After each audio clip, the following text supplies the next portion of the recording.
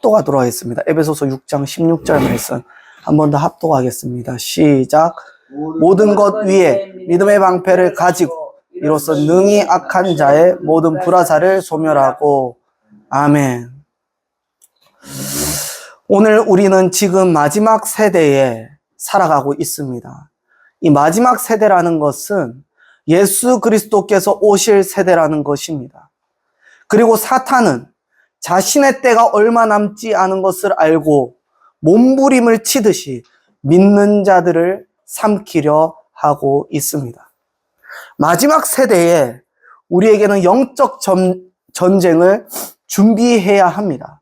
그리고 영적 전쟁을 준비하기 위해 반드시 취해야 할 것이 있는데 그것이 바로 전신갑주입니다. 이 전신갑주를 취하지 않으면 마지막 때에 오실 예수 그리스도를 우리가 준비할 수 없기 때문입니다. 전신갑주의 첫 번째는 진리의 허리띠입니다. 두 번째는 의의 호심경입니다. 세 번째는 평안의 복음의 신입니다. 오늘 이 네 번째로 주님께서 하시는 말씀은 믿음의 방패를 가져라고 말씀하고 있습니다. 이 믿음의 방패는 방어용인 것을 우리는 충분히 알 수가 있습니다. 사단의 공격을 방어하기 위해서 무엇이 필요하나? 바로 믿음의 방패가 필요한 것입니다. 로마 시대 당시의 방패는 보통 길이가 120cm 정도였고 폭은 70cm 정도로 크기와 폭이 굉장히 컸습니다. 이렇게 큰 방패는 칼과 창과 같은 공격을 막을 뿐 아니라 멀리서 날아오는 빗발치는 화살도 막을 수 있는 크기였습니다. 이 크기가 큰 직사각형 형태의 방패였던 것이죠. 어떻게 그 빗발치는 화살을 막을 수 있냐면 방패 뒤에 사람이 앉아 있으면 심지어 우리가 호심경도 쓰고 있어서 호심경도 쓰고 있고 또 방패도 앞에 막아서 방패 뒤에 사람이 앉아 있으면 쭈그려 앉으면 온몸을 보호할 수 있었기 때문에 대단히 효율적인 방어였습니다. 여기에서 우리는 믿음의 방패가 모든 것 위에 서 있어야 한다는 사실에 집중해야 합니다. 로마서 15장 1절 말씀입니다. 믿음이 강한 우리는 마땅히 믿음이 약한 자의 약점을 담당하고 자기를 기쁘게 하지 아니할 것이라. 아멘. 이 말씀을 통해서 보면 믿음이 약한 자의 약점을 담당한다라는 것, 믿음에 약점이 있다는 것일까요? 없다는 것일까요? 다시 한번 읽어볼까요? 믿음이 약한 자의 약점을 담당하고, 이것은 믿음의 약점이 있다는 것일까요? 없다는 것일까요? 믿음의 약점이 있다는 것입니다. 믿음이 있다는 것이 모든 부분에서 내 믿음이 강하다는 것이 아닙니다. 약한 믿음이 있고 강한 믿음이 있습니다. 강한 믿음이 있는 바울이 믿음이 약한 자를 담당하고 있다고 말씀하고 있습니다.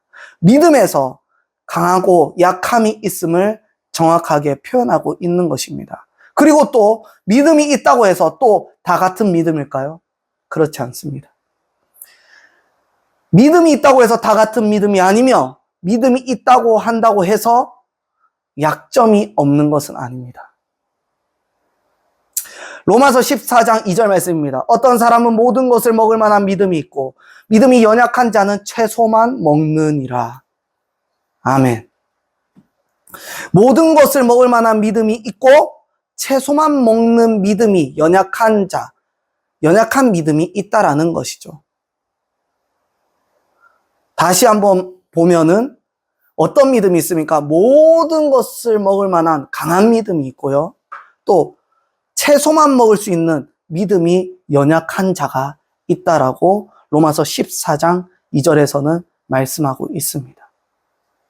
그래서 우리는 약한 믿음과 강한 믿음이 있고 그리고 믿음의 연약한 부분, 믿음의 약점도 있다라는 것을 우리가 깨달아야 합니다. 여기에서 우리는 믿음이 무엇을 따라가야 되는지를 알아야 합니다. 믿음이 무엇을 따라가야 내 믿음이 약한 부분이 무엇인지, 믿음이 무엇을 따라가야 내가 약한 믿음인지 강한 믿음인지 스스로를 볼 수 있습니다. 그것이 무엇일까요? 바로 행함입니다. 믿음에는 무엇이 따라가야 된다고 했죠? 행함입니다. 야고보서 2장 22절입니다. 네가 보거니와 믿음이 그의 행함과 함께 일하고 행함으로 믿음이 온전하게 되었느니라. 아멘. 아멘. 믿음이 온전하게 되기 위해서는 행함이 있어야 하고 믿음이 무엇과 함께 일하느냐? 그의 행함과 함께 일한다고 성경은 말씀하고 있습니다. 믿음의 행함으로 자신의 믿음을 증명할 수 있는 것입니다. 하지만 평소에는 스스로가 알 수가 없어요. 평소에는 내 믿음의 척도를 내 스스로 알 수가 없어요. 우리가 미처 깨달을 수 없는 믿음은 어떻게 알 수 있느냐? 스스로 알 수 없는 믿음.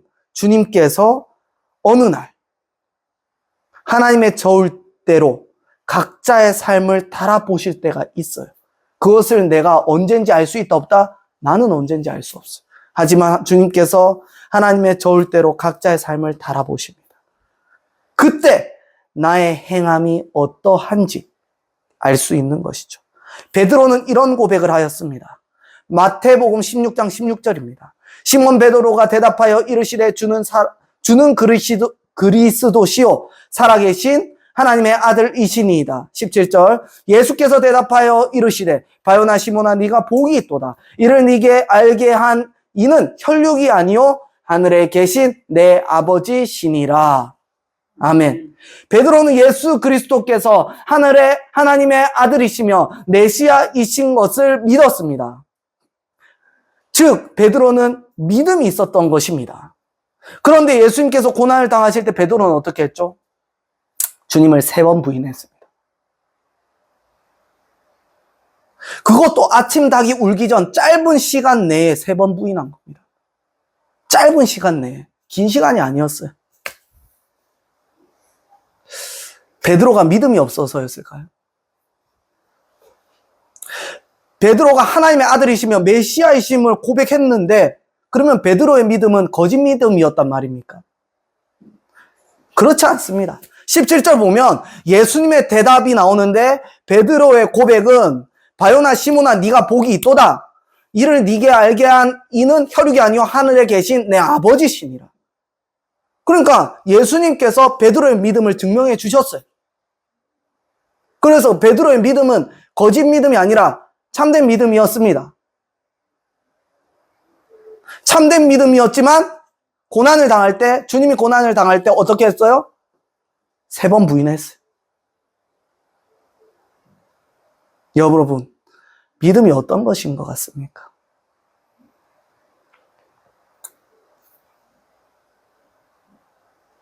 우리는 여기에서 깊이 생각해 볼 필요가 있습니다. 왜 베드로는 진실된 고백에 믿음이 있었음에도 불구하고 예수님을 3번 부인했을까? 어떻게 이럴 수가 있을까? 우리는 대단히 큰 착각을 해요. 내가 예수님을 믿으니까 내가 신앙생활 이렇게 하고 저렇게 하고 이러니까는 내 믿음은 참되다. 착각하고 있어요. 베드로도 진실된 믿음이 있었지만 어떻게 했어요? 예수님을 3번 부인했어요. 주님의 저울대가 언제 내 앞에 들이닥칠지 몰라요. 그때 내 믿음이 드러납니다. 안락하고 안일하고 편안할 때는 내 믿음을 내 스스로 척도할 수 없어요. 스스로 나는 믿음이 좋다라고 자부할 수는 있을지 모르겠으나 저울의 때, 고난의 때, 환난의 때가 오면 어떻게 될지는 모릅니다. 그리고 그때의 내 모습이 바로 내 믿음의 수준인 것입니다. 바로 믿음의 수준이 있다라는 것이에요. 믿음이 있음에도 예수님을 부인할 수가 있을까요? 없을까요? 있어요. 베드로가 그랬잖아요. 베드로가 예수님을 믿었지만 부인했어요. 한 번이 아니라 3번이야. 즉 믿음이 있음에도 예수님 부인할 수 있을까요? 없을까요? 있습니다. 그리고 그러한 베드로의 모습은 대부분의 신앙인의 모습입니다. 결코 나는 주님을 버리지 않겠다라고 호언장담한 베드로의 모습이 바로 우리의 모습입니다. 하지만 무서운 현실 앞에서 어떻게 되죠? 어쩔 수 없지. 어쩔 수 없이 베드로는 예수님을 부인 3번 한 것입니까? 내가 살아야 되니까 어쩔 수 없이 베드로는 예수님을 3번 부인한 거 어쩔 수 없었던 것입니까? 그러면 주님은 어쩔 수 없던 우리의 모습을 받아들여야 하는 것입니까? 우리는 많은 착각을 하고 살아요. 어쩔 수 없다라는 말로 나를 포장합니다. 어쩔 수 없다는 말로 스스로에게 위안과 위로를 줍니다. 근데 착각하지 마시기 바랍니다. 나도 베드로처럼 예수님을 부인하고 살아가고 있는 것입니다. 그 어쩔 수 없다는 말이. 그것이 바로 대부분의 신앙인의 모습입니다.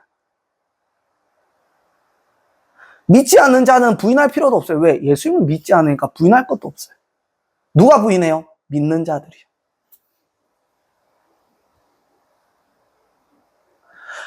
우리는 예수님을 믿는다고 해서 순교적 믿음까지 단번에 이루어지지 않아요. 나는 결코 주님을 떠나지 않을 겁니다. 단번에 그렇게 되지 않아요.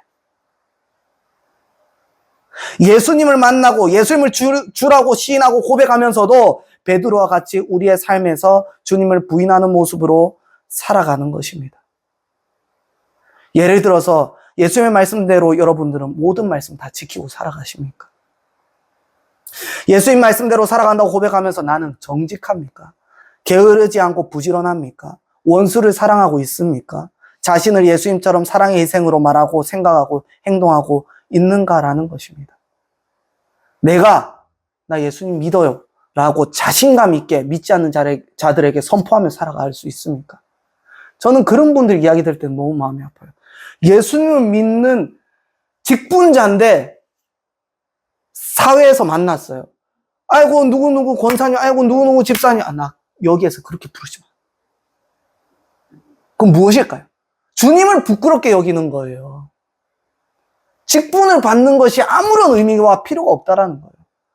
세상에서 주님을 부끄럽게 여기는데 내가 주님께서 나에게 주신 직분, 주님께서 나에게 주신 이 감사함, 이것이 있다면 직분을 불렀을 때 은혜와 감사와 찬양이 넘쳐야죠.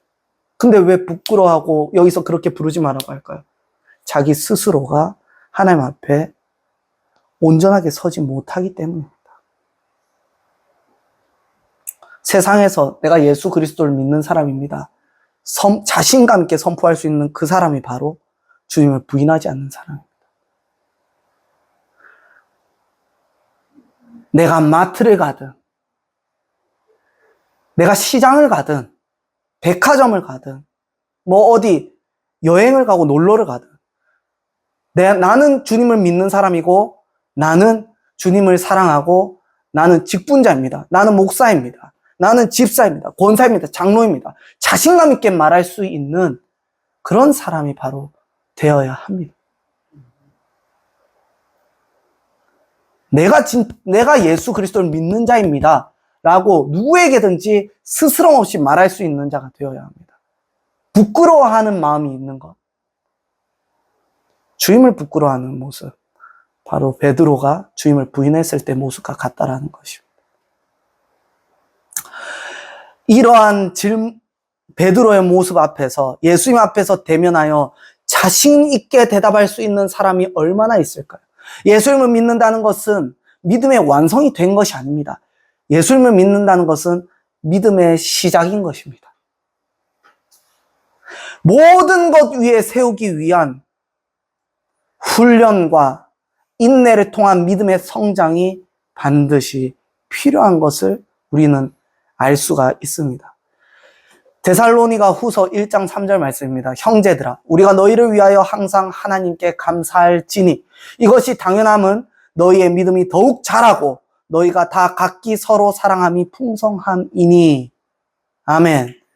여기에서 믿음이 어떻게 해야 된다고 했죠? 믿음이 더욱 자라고. 야고보서 1장 3절입니다. 이는 너희의 믿음의 시련이 인내를 만들어내는 줄 너희가 알미라. 우리는 믿음의 시련이 무엇을 만들어요? 인내를 만들어서 우리의 믿음이 더욱 성장하게 되는 것을 알 수 있습니다. 즉, 믿음이 성장하기 위해서는 훈련과 시련과 인내가 필요하다라는 것이죠. 우리는 근데 훈련을 좋아해요? 싫어요. 실현을 좋아해요? 싫어요. 인내를 좋아해요? 싫어요. 편안하고 싶어요. 아니라고 싶어요. 평안하고 싶어요. 그게 평안이라고 생각합니다. 내 육신이 내 육신이 편안한 게 평안이라고 생각합니다. 하지만 이러한 훈련과 인내가 없이는 믿음은 성장하지 않습니다. 10년의 신앙생활을 하여도 하나님의 훈련에 미달되었다면 그 10년 동안 내 믿음은 제자리인 것입니다. 하지만 한 달의 신앙생활을 하여도 하나님의 훈련에 내가 끝까지 참고 인내하고 이겨냈다면 나는 그 훈련에 통과할 수도 있다는 것입니다. 이렇게 믿음의 성장은 시간이 중요한 것이 아니라 하나님의 저울에 통과되는 것, 이것이 중요한 것입니다. 믿음의 성장은 하나님의 훈련 속에서 내가 통과하느냐 안 하느냐, 이것이 중요한 것입니다. 10년 동안 신앙생활하면서 10년 동안 훈련받는 게 중요한 게 아니라 10년이든 한 달이든 내가 통과되었느냐, 이게 중요한 것이. 통과 안 되었으면 난 그대로예요. 나는 계속 하나님 안에서 고군분투합니다, 훈련합니다, 싸웁니다 하는데 나의 모습은 여전해요. 통과된 거야, 안 된 거예요? 그대로인 거예요. 내 믿음은 그대로인 거예요. 베드로도 주님을 3번 부인했습니다. 그러고 나서 또 계속 베드로가 부인했다면 베드로 신앙은, 베드로의 모습은 바뀐 걸까요? 아니요. 베드로는 나중에 사도행전 보면 매질을 당했을 때 기뻐했어요. 바뀌었어요.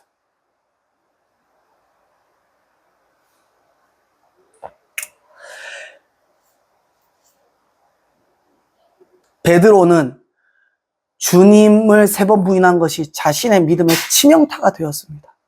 그리고 그것이 오히려 자신의 진면목을 진실되게 볼 수 있었던 시작점이 되었어요. 즉, 베드로는 고난이 유익이 되어 더욱 크게 회개하고 하나님의 사명을 감당할 수 있었던 것입니다. 그래서 우리에게는 훈련, 고난, 시련, 인내, 이게 어떻게 된다고요? 유익이 된다.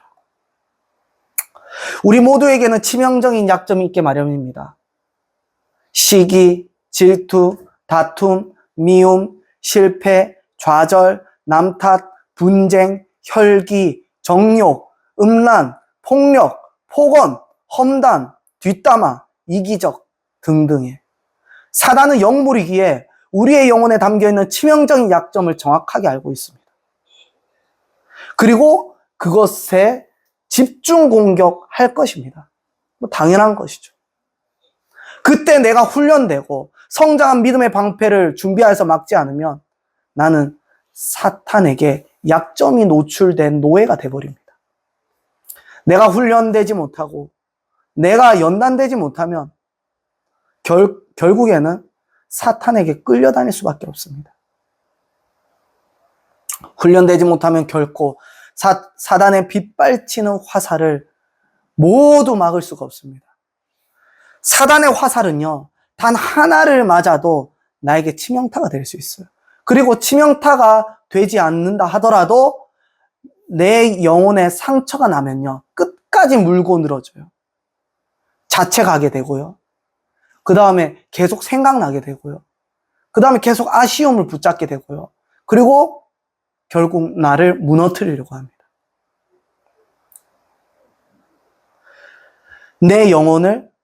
상처난 내 영혼을 끝까지 물고 늘어져서 내 영혼을 깨트려 버리려고 합니다. 그러므로 사탄의 모든 공격을 방어할 수 있도록 나의 허점과 약점을 노출시켜서는 안 됩니다. 이것이 노출 안 되려면 어떻게 해야 될까요? 내 믿음을 성장시켜야 돼요. 나의 믿음을 성숙시켜서 어떻게 해서든 그것들을, 사단의 빗발치는 화살들을 막아서 믿음으로 세워져야 하는 것입니다. 그러면 어떻게 해야 할까요?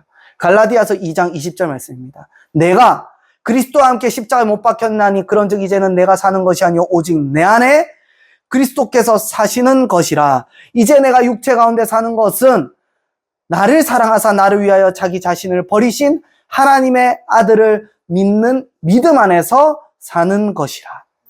아멘. 우리가 자신의 허점과 약점을 단련하고 믿음으로 세우기 위해서는 가장 먼저 무엇을 세워야 할까요? 가장 먼저 나를 사랑하사 나를 위하여 자기 자신을 버리신 하나님의 아들이신 예수 그리스도를 믿는 믿음인 것입니다. 예수 그리스도께서 십자가에 못 박히시고 십자가에 달려서 죽으신 것은 나를 살리기 위한 것입니다. 그러므로 나를 위해서 희생하신 예수 그리스도를 사랑한다면 나도 예수 그리스도를 위하여 십자가에 나의 육체를 죽일 수 있어야 합니다. 내가 사는 것은 나의 육신이 아니라 예수 그리스도를 향한 사랑인 것입니다. 즉 예수 그리스도의 사랑을 내가 믿을 때 비로소 나의 육신도 벗을 수 있는 것입니다. 그러므로 우리는 믿음의 약점을 버리고 온전한 믿음으로 세우기 위하여 예수 그리스도를 더욱 사랑해야 합니다. 더욱 예수 그리스도를 사랑해야 합니다. 더욱 예수 그리스도를 사랑하여 주의 십자가 사랑을 향한 믿음의 확신으로 나를 세워야 합니다. 그렇게 나를 세울 때 주님께서 육신의 죄에서 나를 건져 주십니다. 그것이 바로 약할 때 강함 되시는 주님을 경험하는 것입니다. 이것의 원천은 믿음이요. 믿음의 원천은 예수 그리스도의 사랑인 것입니다. 그래서 예수 그리스도께서 십자가에 못 박히시고 십자가에 달려서 죽으신 것은 누구를 위한 거다? 나를 살리기 위해서. 나를 사랑하셔서. 나를 위하여서. 그 사랑을 내가 믿어야 합니다. 그 사랑을 내가 붙잡아야 합니다. 그 사랑을 내가 의지해야 합니다. 흔들려서는 안 됩니다. 그 사랑을 붙잡고 의지할 때 우리는 나의 약점이 믿음으로써 벗겨낼 수 있는 것입니다. 우리가 해야 되는 두 번째는 나의 약함과 나의 연약함을 인정하는 것입니다. 자신을 가장 솔직하게, 자백하고 자신을 진실되게 안목을 가져야 한다는 것입니다. 자신을 방어하는 습관적인 변명과 죄의 관습을 버리는 것 정말 어렵습니다. 왜냐? 자기 스스로는 그것을 버릴 수가 없기 때문입니다. 하지만 그 어려운 스스로의 방어를 내가 포기해야만 영적인 방어를 세울 수 있는 것입니다. 영적인 방어, 즉 믿음의 방어인 것입니다. 그럼 어떻게 세워야 할까요? 내 믿음의 성장은 결국은 누구한테 있느냐? 나 스스로에게 있어요. 어떤 상황과 현실도 하나님께서 주어진 훈련으로 받아서 참고 이겨내는 것. 누가 하는 것이죠? 내가 하는 거예요. 참는 건 내가 참는 거예요. 이겨내는 것도 내가 이겨내는 거예요. 고통도 내가 극복하는 것입니다. 결국은 인내하고 이겨내고 참고 넘어가면 하나님의 저울대를 통과하는 날이 반드시 옵니다. 그리고 스스로가 그것을 느낍니다. 우리의 믿음은 그렇게 성장할 수 있습니다. 우리의 믿음은 그렇게 성장하여서 약점이 없이 모든 부분이 모든 것 위에 믿음의 방패로 세워져야 합니다.